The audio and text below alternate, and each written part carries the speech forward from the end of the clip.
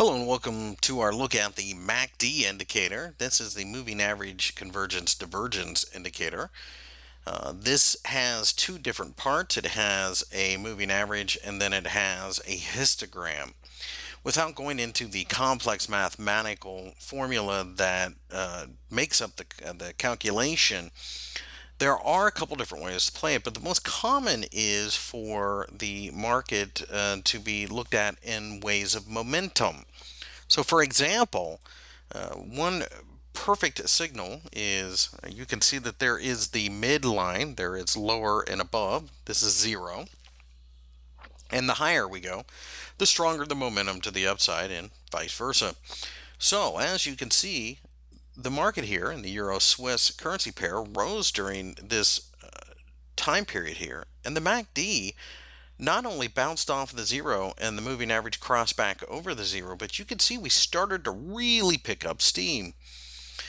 The MACD peaked at about here.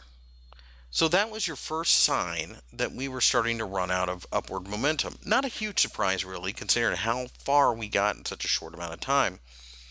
And since then, the market's been a little less than stellar. It hasn't been bad, but you can see that the next time we made a high, the high in the MACD was lower than the previous high.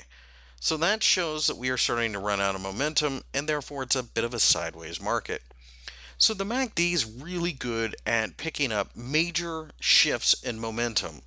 That gives you the opportunity to start buying calls in this particular case and hanging on to the trade as long as possible and knowing which side of the market you should be in.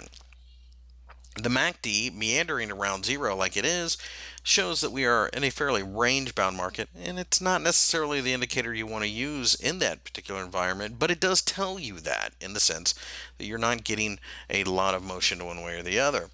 You can see that previously in the downtrend that the histogram and the moving average were both pretty far below the zero level and started to fade back towards zero right about the same time the market bottomed out. So again, this is good for figuring out momentum. This is good for trend trading, following the momentum, and not necessarily for range bound trading. Once you see a break higher, you look at the MACD, you see if we are starting to pick up some steam through the histogram and the moving average.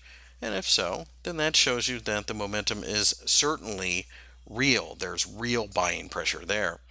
And of course, the exact opposite is true for selling pressure. Selling pressure is true, it's there.